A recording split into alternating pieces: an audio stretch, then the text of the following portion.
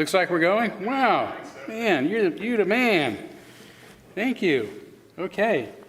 Let's do it. Let's sing. Please stand. Join me for Spirit of Life. We'll sing through it twice.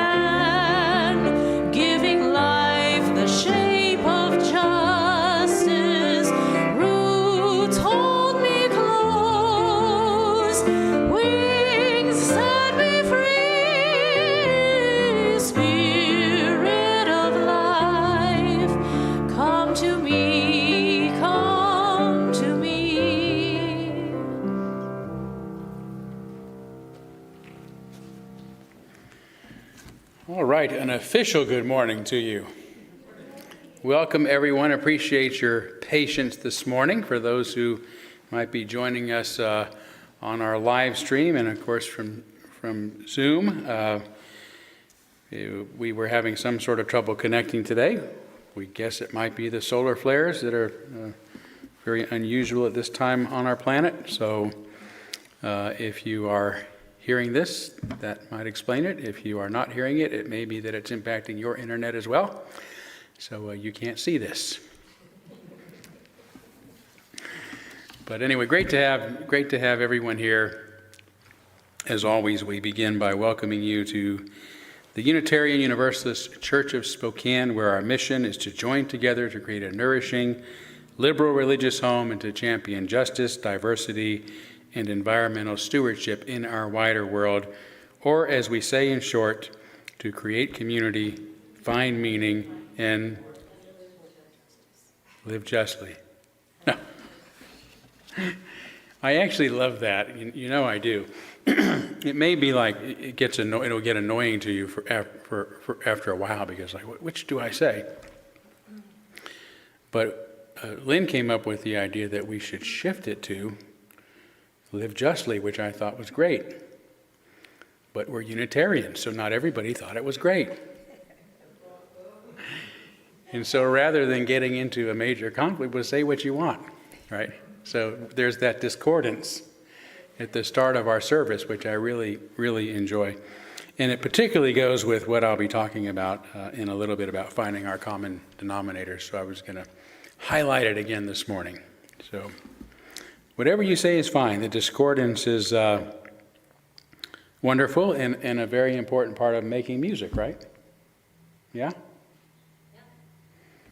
I mean, I don't know because I'm not a musician, but... Well, you play with it. Yeah. You play with the discordance and try to have some harmony. Yeah. Bravo. Thank you.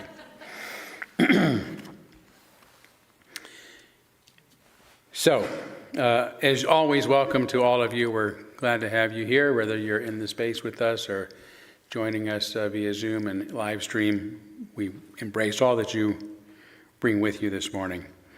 I do want to also begin by saying Happy Mother's Day. It's that time again. It always falls on a Sunday for some reason, so we get to say it each year. And so, yeah, so happy Mother's Day to those who are the mothers in our lives, or a day to remember those who have been mothers in our lives, by which I mean people who have nurtured and cared for us the way that people ought to nurture and care for one another. And if you go into the history of Mother's Day, it really started as a bit of a protest to war, particularly after the Civil War, in which mothers grieved the losses of their children. That's why it was started, because the mothers were really saying to governments, we've got to stop using our military to kill our children. So it really started off as a very heavy demonstration of what can be the ferocity of a mother's love to protect her kids. And some of the founders later were troubled by what they perceived as its commercialization. So, of course, the florists these days and card industry really look forward to Mother's Day for that reason, and I think it's a wonderful way for us to show our appreciation for sure. And, you know, the marketplace has always followed the holy days, right? Pilgrims travel to holy sites, and they need services when they get there, and that was the co-mingling of the marketplace and our holy days. So no sense getting holier than that with Mother's Day either. But I do think it's important to remember the origins of it, that it really is not only about honoring our mothers, but our mothers honoring the life of us all. So, happy Mother's Day.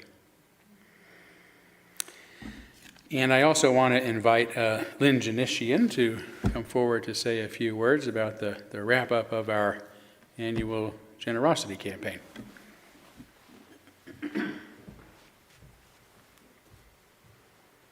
Good morning. I thought I'd take just a couple of minutes this morning to update you on this year's generosity campaign and explain briefly our next steps in our budgeting process. First, while we didn't quite reach our lofty goal this year, it's important to celebrate the pledges we did receive. By the close of our campaign, we had a promise to pledge from 115 pledging units for a total of very nearly $282,000 for our upcoming fiscal year. Your generosity from near and far, especially during these trying Unitarian Universalist times, is very inspiring. These pledges represent not just financial support, but a commitment and dedication to our values and the future of this historical congregation. Moving forward, we take this as an opportunity to reevaluate our proposed budget and to possibly shift some priorities to ensure that we will continue to fulfill our mission effectively. The second budget summit will take place this week, where the Board of Trustees, the operation team, and the finance team, and a few others will gather to make thoughtful decisions about where our resources can have the greatest impact, aligning our financial priorities with our values and aspirations as a community. Now that we have an idea of expected revenue from pledges, the Board of Trustees is charged with presenting a proposed budget to the congregation for a vote at our annual meeting. So please do save the date and plan to attend that important business meeting on Sunday, June 9th at 12:30 p.m. More information on that will be forthcoming. Lastly, I'll just add that even though the month-long generosity campaign has come to a close for this year, there is no deadline in joining us to support this mission. Rest assured that this nourishing, liberal, religious home accepts pledges and donations from our members and friends all year long, and we are grateful for each and every one. Thank you again for your inspiring commitments to the coming year. We'll go into it together in the spirit of always moving onward and upward.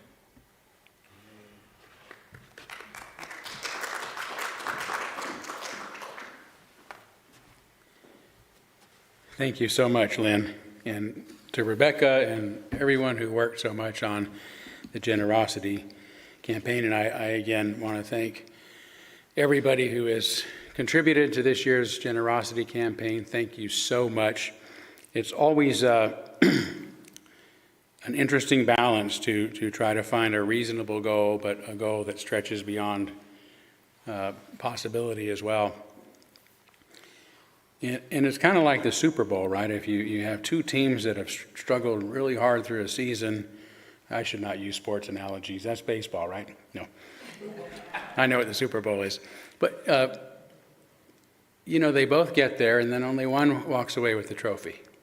And the other team walks away feeling defeated. You're like, how can you feel defeated? You had a wonderful season. You made it to the Super Bowl and probably lost by a hair, So this is how it is with our stewardship campaign. We should celebrate a tremendous show of generosity from our community, and that's how I feel about it, as a wonderful victory. So thank you all so much for contributing as much as you can to help sustain our community and our mission and our place in the world. So thanks again, Lynn. I do want to say hi to our friends on Zoom this morning. We have a few. There you guys are. I hope you didn't lose patience waiting on us to get online with you. No, we're quite fine. Wow, I see we've got a huge delay, and when I see myself speaking and don't hear anything. So, anyways, we're struggling with the technology as is, and as you can see, there's 5 of us. There was Nancy here as well, but we're glad to be here this morning. Thank you. Well, we're very glad to have you. I'm sure that delay has something to do with the fact that you're being routed generously through Todd's cell phone this morning. But so we won't prolong the agony by holding a long conversation with you. But just know that we're so grateful, as always, that you guys are here with us. Okay, let's take a few seconds here this morning, as always, to greet one another. So have at it. Take a walk this morning. Get around.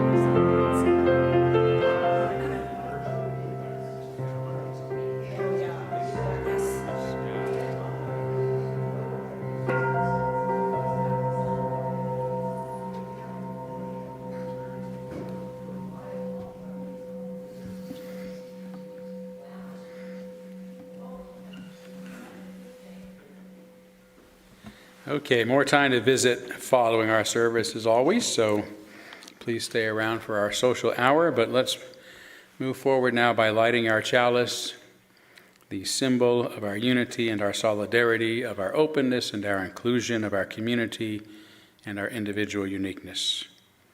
May this small flame be our offering of warmth to those who are cold and alone, and a light to those in darkness. May it be a flame that ignites justice in our world and a beacon of hope to those in need, and may it reflect at least a spark of truth wherever truth has been lost, and cast a healthy shadow of doubt wherever it's been found.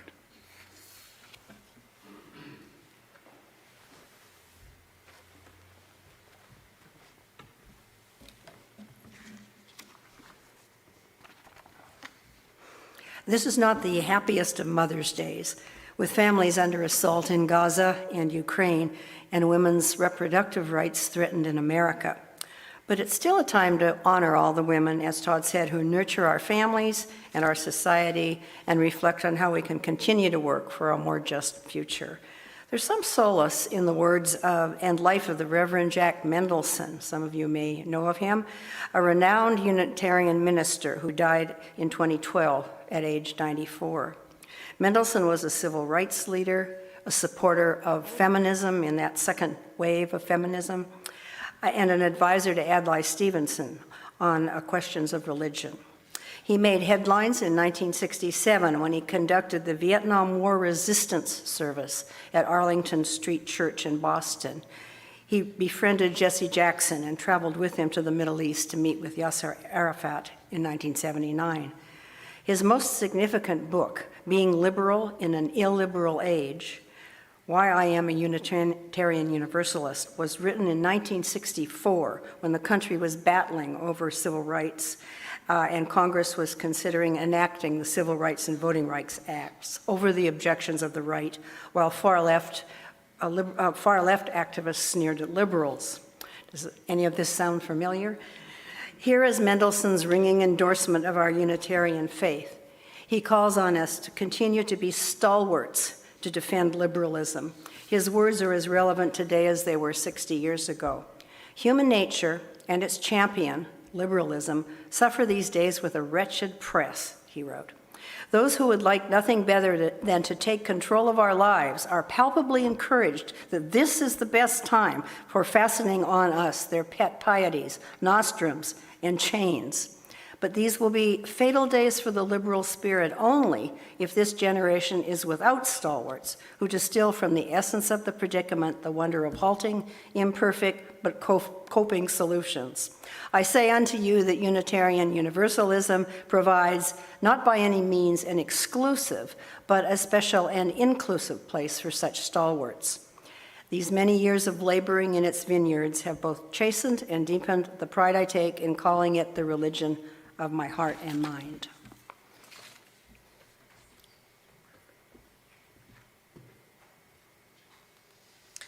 Please stand, join me for 1007 in the Teal hymnal. There's a river flowing in my soul.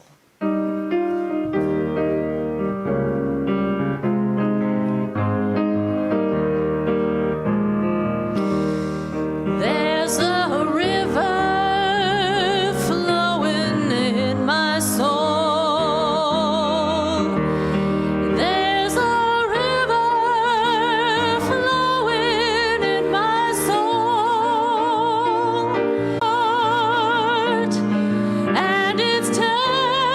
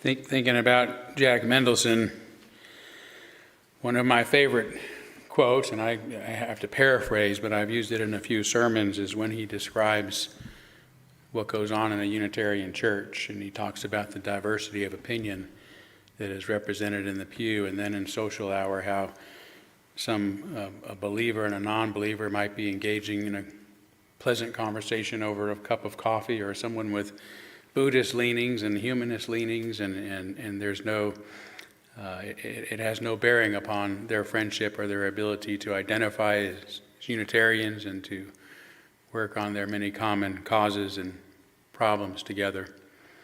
And that's, I think, a very beautiful, succinct description of what we expect of ourselves. Sadly, I don't think that's true of Unitarianism today as a whole, but we're working to right that ship, of course. And I would also say, as we kindle our candles of care, one of the things I've really tried to be careful of in the, 13 years since I've been here with the candles of care, is to really try to not make this news commentary, but to restrict it to the concerns and joys of the people in our own congregation, and occasionally, if there's a great disaster that's occurred in the world, to kindle a candle for the people impacted by it as well. It's very unusual, and it's been going on for a couple of years now, to start the candles of care on behalf of the people of Ukraine and the people of Israel and Palestinians. I say Palestinians because formally there's no such thing as Palestine, which is part of the problem. And particularly today on Mother's Day, given what I said earlier and what Karen shared with us about this day, I think about what's going on in our own country on our college campuses. Students demonstrating and protesting. Children, these are our children. These are the children of our mothers and our fathers. And that's such an important time in our lives where we go too far into idealism, right? But we're trying to find the ideals we're going to live by. And we hold to them pretty stringently when we're young. I did, right? I was radical, more radical then than I am now. But it's a learning. They're learning something, and they're learning to be valuable and outspoken people in the world. And right now there's this knee-jerk dismissal of all of them as anti-Semitic. Right, and that's the problem of our day. We find a label that succinctly demonizes and categorizes those we disagree with rather than listening to what they have to say. Nobody who is demonizing them is anti-Semitic, and there are some. And there have been comments from some, for sure. But nobody is saying, of course they have a point about tens of thousands of men and women and children being killed in Netanyahu's obsession with getting at Hamas. We're not hearing that said. Those people are being left out by the label. And our children, because that's what they are. I think everybody in here is old enough, maybe you two are an exception, to look at people in their 20s as children. I didn't think I was when I was in my 20s. But yeah, I've got children now. My oldest is 32, and he's still my baby boy. So, but no, we're learning, and to have one party in order to find something to stand for, because they stand for nothing, except apparently dealing with the border that they don't want to actually deal with, because then they lose the one political thing they're for. They've now found another one, another righteous cause that won't cost them any money or any legislation, to just demonize people and do the rallying cry, aren't we righteous? We're fighting anti-Semitism, but we're fighting our children. And so one of these candles is for the children of our nation, who are trying to figure out how to be good people in this world. and how to express themselves and their concerns for others. It's hard, but let's give them the space to do that without demonizing them. All right, not exactly the way John Stewart would have approached it, but that's my political commentary. And let's share a moment of silence on behalf of others you might be thinking of, and as always, you're welcome to name them aloud at this time if you'd like.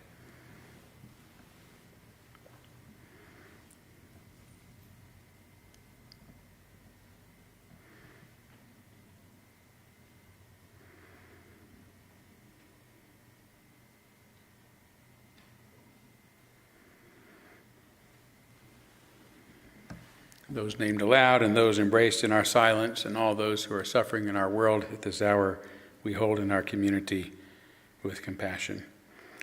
And we now gratefully give and receive this morning's offering, which helps sustain this community and our mission to the larger world.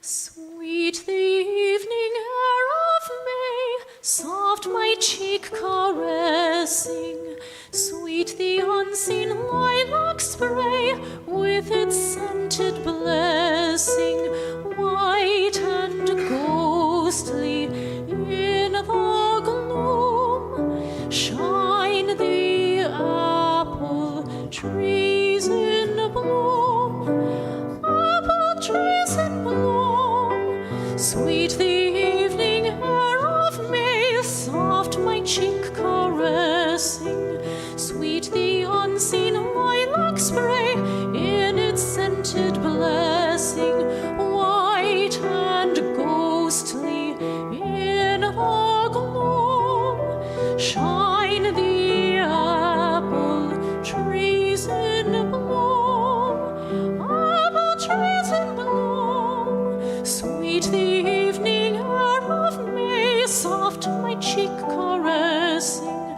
sweet the unseen lilac spray, with its scented blessing.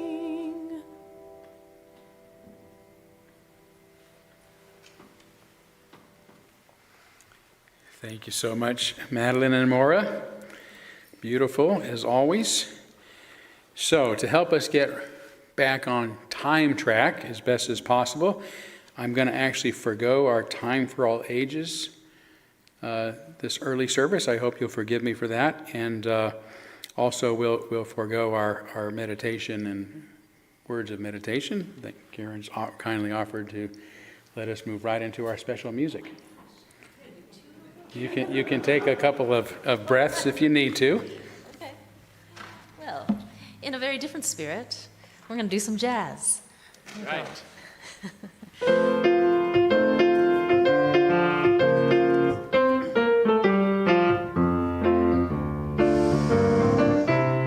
You say either, and I say either. You say neither, and I say neither. Either, either, neither, neither. Let's go the whole thing off. You like potato, and I like potato. You like tomato, and I like tomato. Potato, potato, tomato, tomato. Let's go the whole thing off. But if we go the whole thing off, then we must part.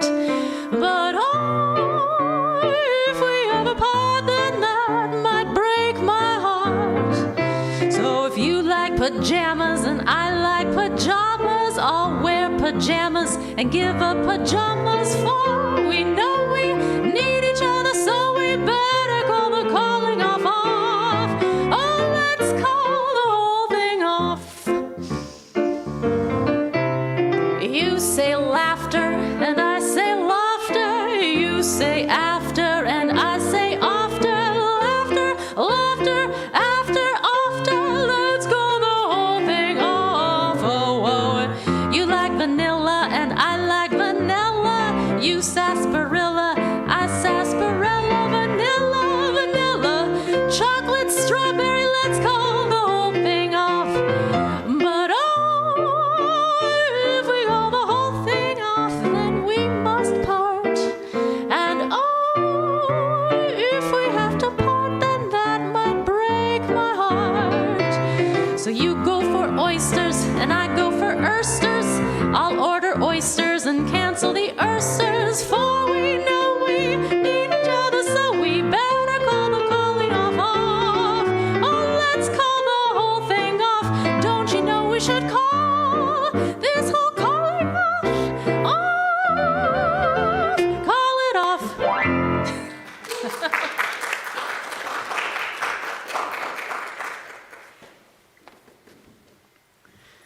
Fantastic. And just actually, that's the perfect song to precede my sermon on common denominators. It really kind of makes fun of the obsession with words that is kind of epidemic in our society today, right? That we can write all the problems of the world if we just got the language right. Which we can't. And I appreciate the joviality of that song, helping us recognize that that's silly. Joviality is a word. It's the opposite of sadvility. Joviality? I don't know. I'm going to tell you, you say joviality, I say joviality. Let's call the whole thing off. Yeah. No, keep the stream going. We need the world to see this. This is how you resolve differences. Get out of here! You did, right? I mean, I've never even used that word before, but since I said it, it is now a word. Oh, my goodness.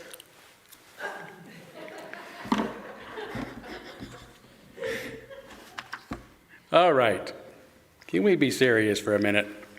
This isn't terribly serious. This is kind of, it's going to start off serious, I guess, so. But this is a good thing. So it was on the afternoon of June 21st, 2019, I began giving my book, The Gadfly Papers, to fellow Unitarians during the Unitarian Universalist Association's annual General Assembly right here in Spokane. And within just a few hours, I was asked by its organizers not to return to the gathering, and within 24 hours, I was publicly condemned by hundreds of my colleagues as racist, homo and transphobic, ableist, and classist in response to a book that none of them could have read, let alone fairly considered.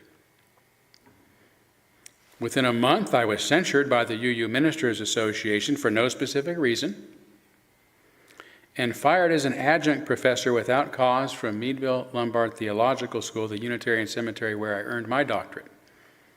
And by the end of the year, my professional credentials were removed by the UUA's Ministerial Fellowship Committee. During the same year, the UUA sent 2 different teams to our church to help our congregation work through a crisis that it had manufactured, or at least helped manufacture, in its relentless drive to force me out of this church and out of ministry. Some of their staff and top executives were unethically and secretly working with a handful of our own members who wanted to do the same, that is, for me to go, no matter how much damage it caused to our church. They didn't care. The UUA officials didn't care about the damage they were causing to this congregation.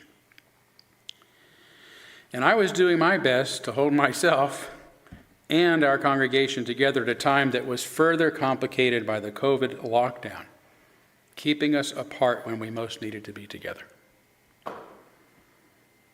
Those seeking to force me out had been people I knew and I loved for nearly a decade, yet suddenly began demonizing and degrading me daily, tormenting me emotionally and psychologically and verbally in ways contrary to what our tolerant religion is supposed to be about. Little more than a week after all this began, I was scheduled to be the main speaker at the annual Freedom in the Arboretum event on July 4th. And I was feeling pretty beat up, not suited for public comment. Spokane County Sheriff Ozzie Knezovich was also present and was invited to open with a few words of his own. He spoke about the importance of not demonizing the people that we disagree with. Because he said, once you demonize them, you think it's okay to dehumanize them. And when you dehumanize them, you feel justified in doing whatever you want to them. Given what I was experiencing at the time, no words could have seemed truer. But Sheriff Ozzie continued. For example, when I saw the name of a friend of mine in the paper last week being called a racist, I thought, man, if this guy's a racist, there's no hope for any of us. Is he talking about me? I wondered. And he then turned to look at me in the eyes, knowing right where I stood in the crowd of a few hundred. You know who you are, he said. You know what you're about. Don't let them stop you from being that person. You just keep doing what you know is right and be who you are. The first public support I received in the aftermath of the General Assembly as one of our city's most liberal figures was from one of its most conservative figures.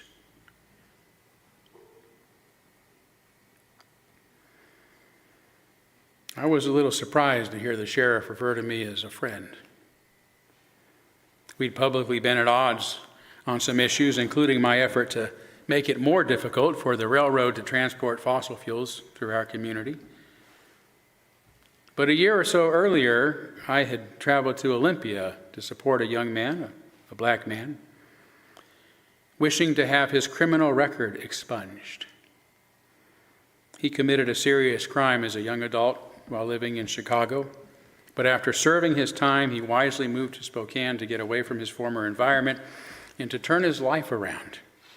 He married, had children, went to Eastern Washington University and earned a PhD. But he couldn't get a job because of his record.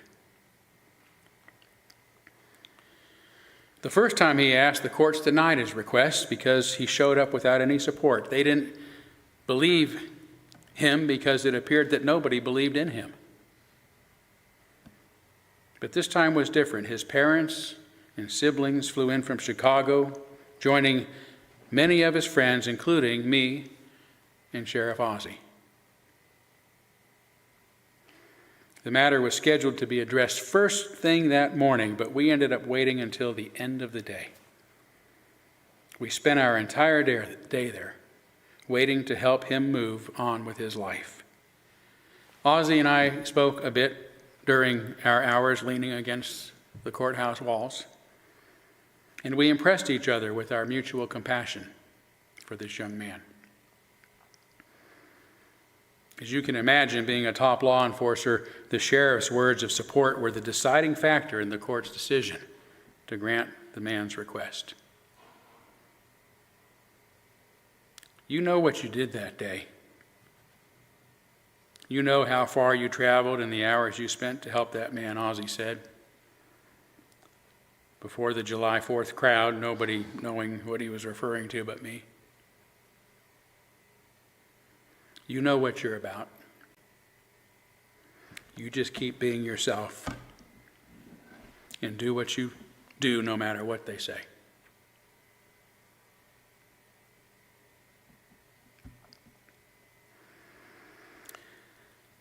I knew and felt the personal pain behind his words. Although he and I may sometimes differ on what the right thing to do is, Ozzie is committed to doing what he believes is right and good. And he experienced constant criticism and demonization because of it. And that was our common denominator, being dehumanized by some in the communities we had devoted ourselves to serving.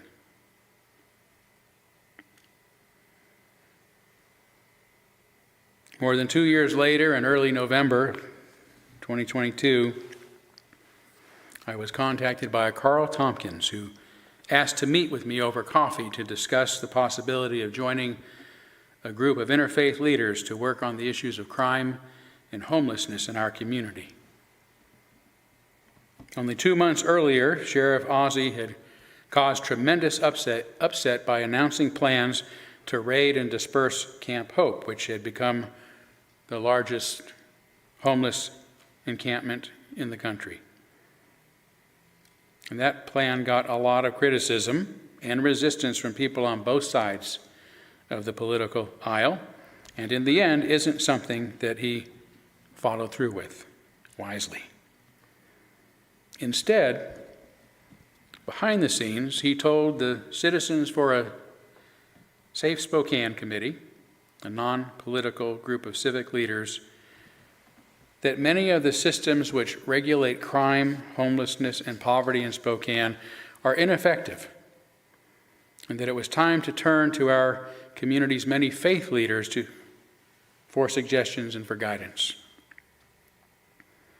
Carl Tompkins, who has since become a dear friend, was then tasked with forming FBCS, Faith-Based Committee of Spokane.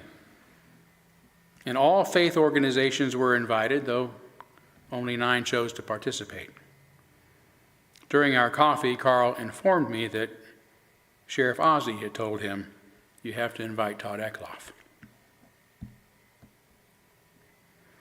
And I was excited about the idea, but also wanted Carl to know exactly who he was asking by letting him know how extremely liberal I am and a bit about my religion and how different it is. Without hesitation, Carl, who is a conservative Christian, warmly responded, "Our group won't be the same without you, Todd."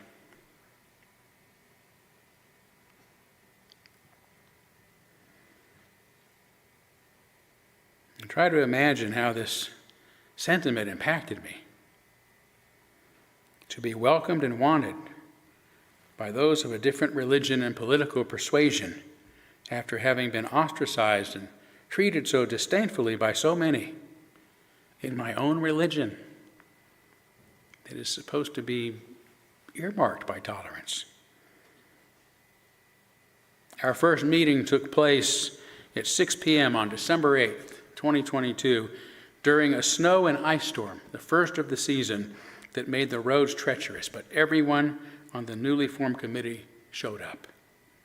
Viet Lee of the Buddhist faith, Father Lucas Thompson of the Catholic faith, Vijay Anandani of the Hindu and Sikh faith, Jennifer Hicks and Steve Matthews of the LDS Church, Carl Tompkins of the Protestant Christian faith, Ian and Linda Robertson of the Salvation Army, Patty Marsh and Gerald Hager of the Seventh-day Adventist, Ivan Runchin of the Slavic faith, and yours truly of the Unitarian faith. Again, all faiths were invited, but these were the leaders who showed up.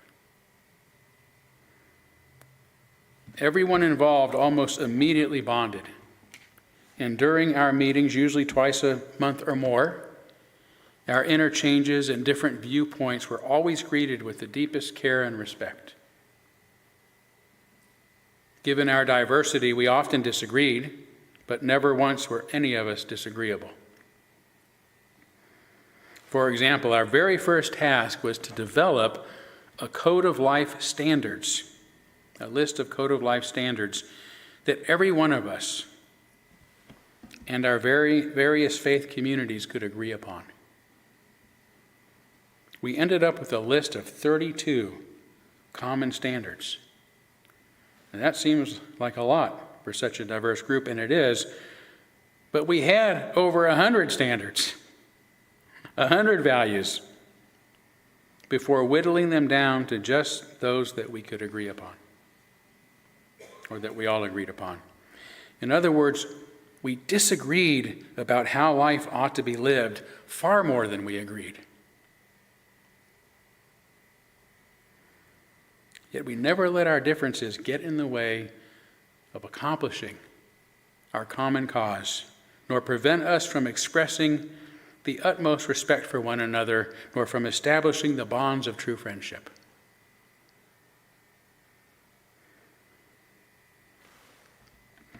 For example, Carl, the chair of the committee, listed obedience as a standard for life that he felt sure we'd all agree upon. Of course. And indeed, nobody initially disputed it. He spoke eloquently of his reasons for including it, and it is a value that is clearly very dear to his heart. Because for him, obedience means following what he believes is a higher will, a higher power, a higher guidance. But I was not at all comfortable with obedience being listed as a standard for living. One of the key figures in my religion, I said, Henry David Thoreau, wrote the book on civil disobedience. And Unitarians believe it's sometimes necessary to disobey those in authority when confronting injustices. And to my surprise, others soon agreed, as if it merely hadn't been considered until I brought it up. Not that I have to have everything my way, I continued, but when those in my congregation look at this list, I want to be able to let them know that I did speak of my concerns. Nope. Carl interrupted. Nope. It's out of here. This list is to be based on complete consensus.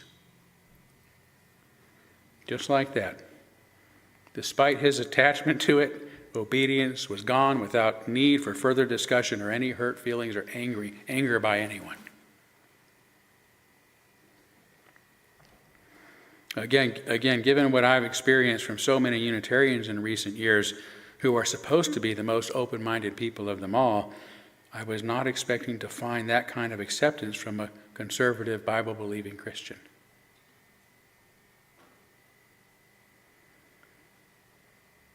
As the months proceeded, I was often surprised by how much I do have in common with the other faith leaders involved. For example, I asked Father Lucas, the priest at St. Peter Catholic Church, why working on such a committee was important to him. And he immediately said, dignity.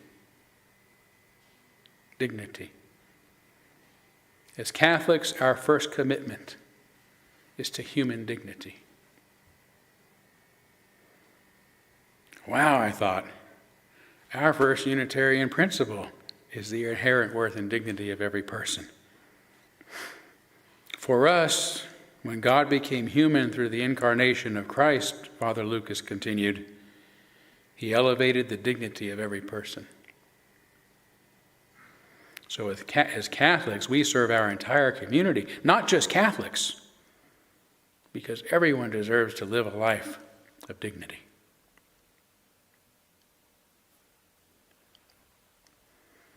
I was astonished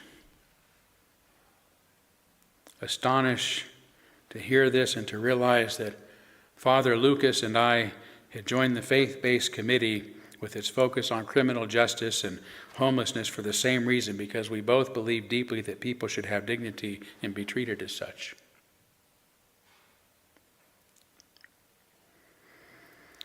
Our life standards are categorized into 3 areas of accountability. Accountability to self, to family, and to society. And I'm not going to list all 32 here because that would be boring and take too much of our time, but I am going to make sure that our office sends out a church-wide email this week, hopefully as soon as tomorrow, with a digital copy of our final proposal to our civic and community leaders on these issues. Here, however, and by the way, if you're not on our email list, we'll try to get that in our newsletter, our online newsletter as well, so you'll be able to link to it there. So here, however, are just a few examples.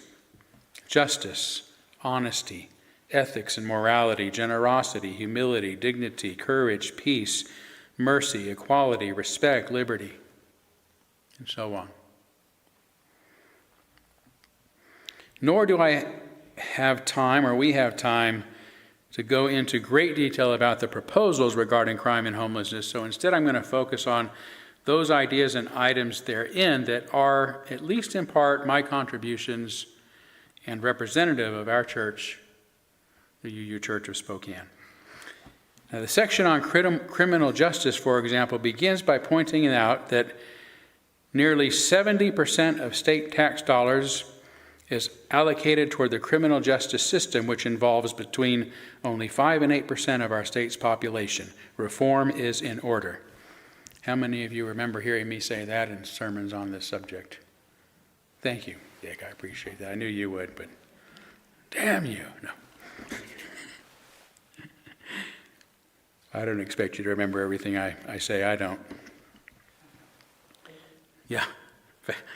You remember too much of what I say. Please stop.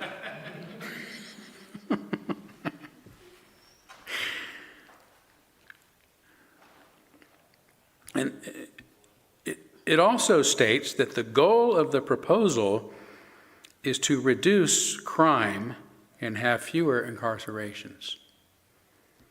Toward this end, I'm happy to have introduced the notion of restorative justice to the committee, the principles of which were eagerly embraced, and it's commingled under the heading of loving accountability, but remains embodied in statements like the following.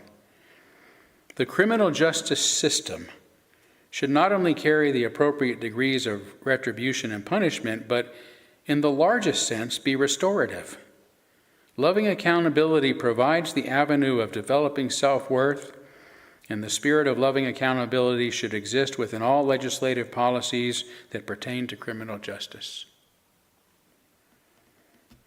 The pertinent penalties prescribed by the law must be enforced absent of any favoritism or unequal scales of measure. All people should be met with equal concern, respect, and treatment when encountering law enforcement and the judicial system, regardless of race, gender, economic status, religion, age, military service, or any other qualities of individual identity. It also states, as incarceration may play a necessary role in the rehabilitation process, the criminal justice system must undertake all necessary procedures to protect the quality of life conducive to people's health and wholeness as dignified human beings while in custody. That would be a major change.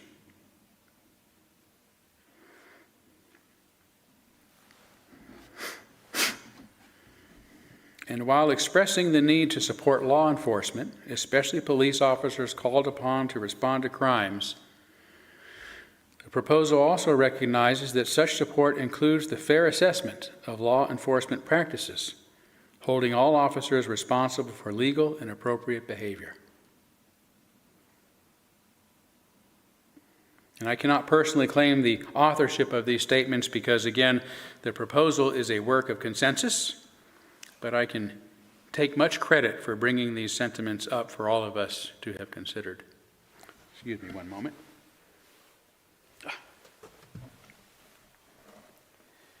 Maybe I spoke too early about that pollen out there.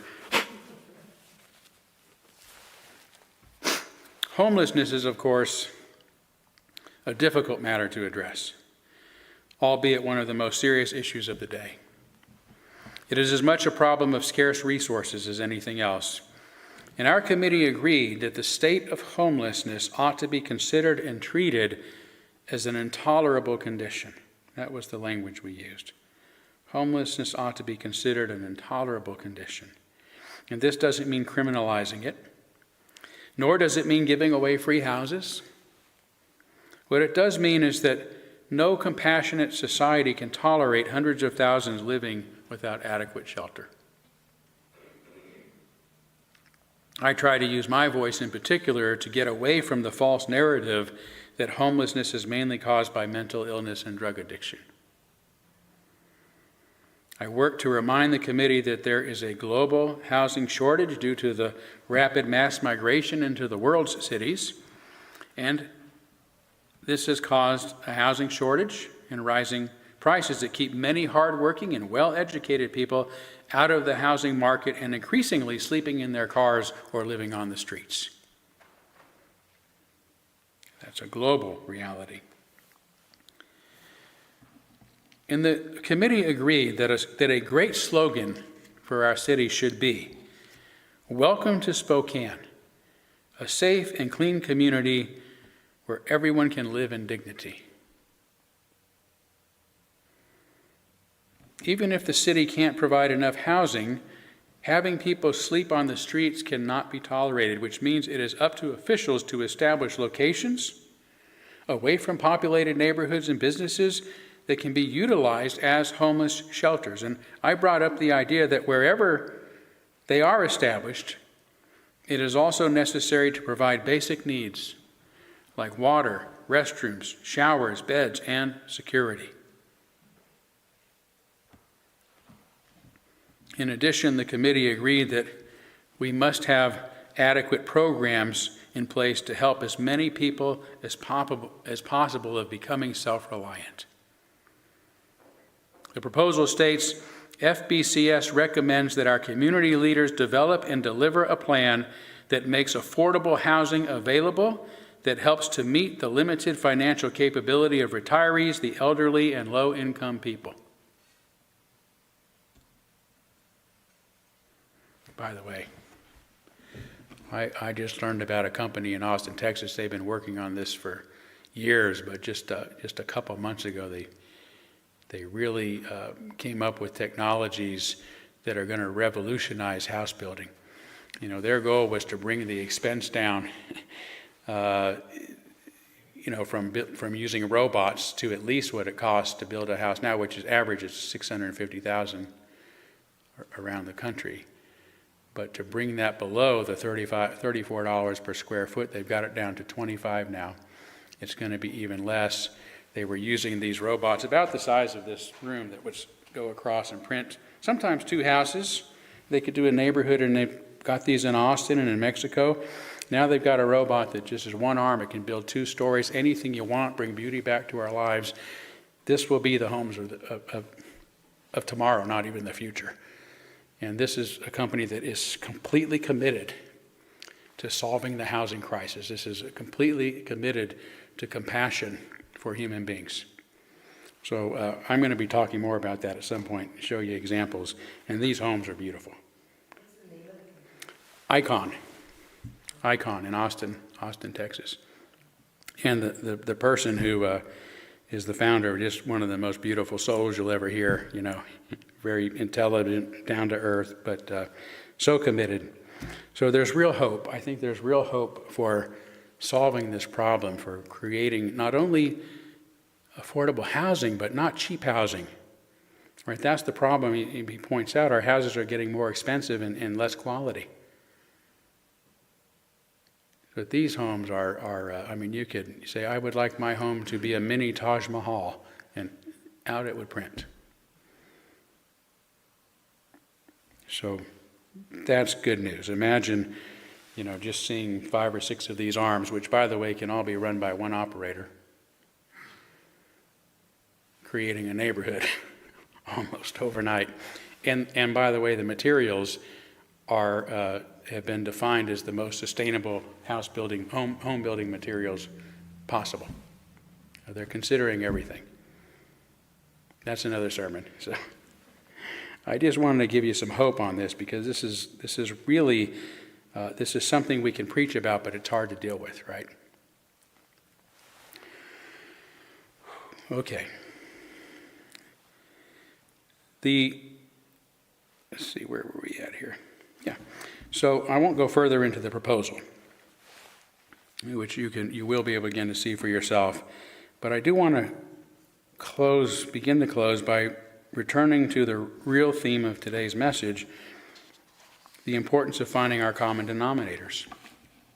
When I lived in Louisville, Kentucky, Interfaith Paths to Peace was the official interfaith organization. It is one of the most successful such organizations I know of, at least it was then, because instead of spending its time trying to educate people about the many different religions, which is the interfaith trap, in my opinion, educating that is about our differences, it brings people of various religions together to work on the common issues and challenges we all have despite our differences. See, our problems are the same problems.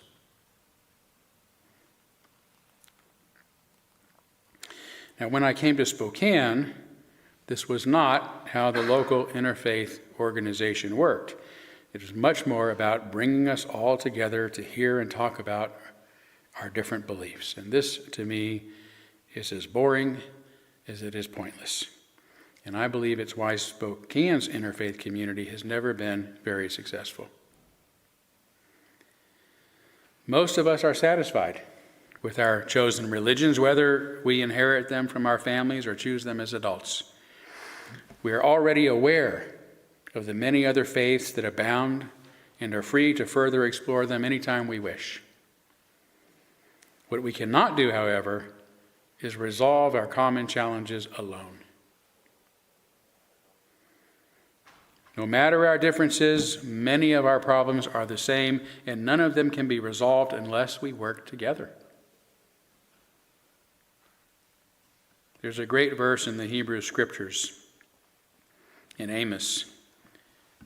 Can two people walk together without agreeing on the direction? It's a question. Can two people walk together without agreeing on the direction? The gridlock in our government today is caused by the almost absolute unwillingness of some very extreme Republicans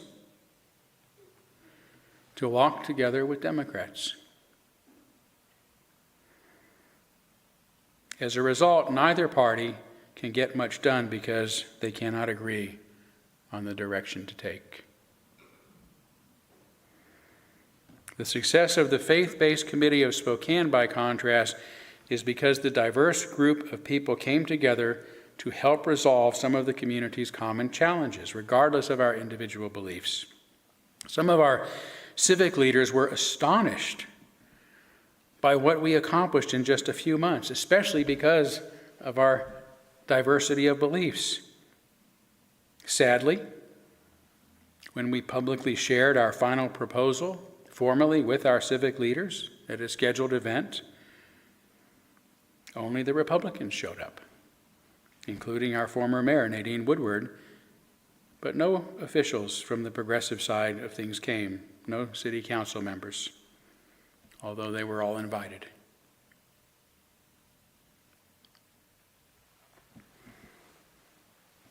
Until our leaders understand that the only way to move forward is by working together, genuinely listening to each other with compassion and respect, then the challenges before us will all remain unresolved. This is true of City Hall, the United States Congress and Senate, and the United Nations. We have so many grand challenges before us, including global challenges, that cannot be overcome if we're cloistered into our own small religions, identity groups, and nationalisms. We cannot make America great again without working to make the whole world great for the first time.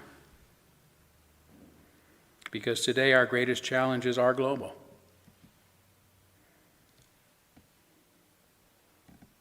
Whether the recommendations of the Faith-Based Committee of Spokane are followed or not, if nothing else, it has proven how much we can accomplish, no matter our differences, when we are willing to come together to focus on all that we do share in common.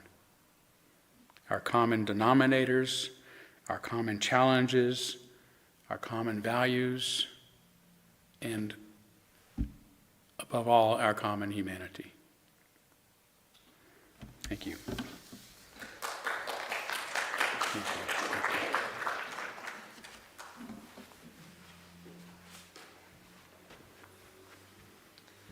Please stand. Join me for number 169, We Shall Overcome.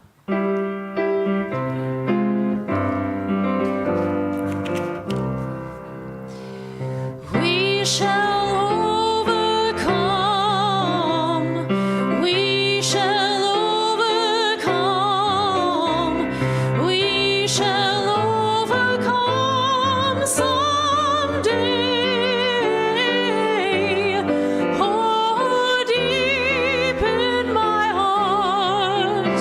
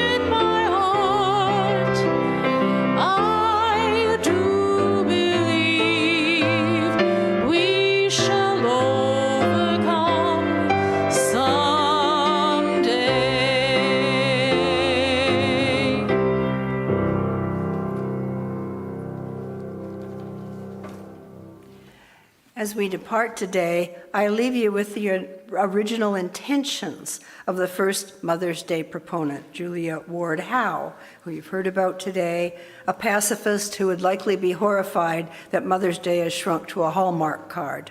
Let's honor all our female organizers, our writers, journalists, teachers, professors, religious leaders, doctors, scientists in our midst, all the mothers of our congregation.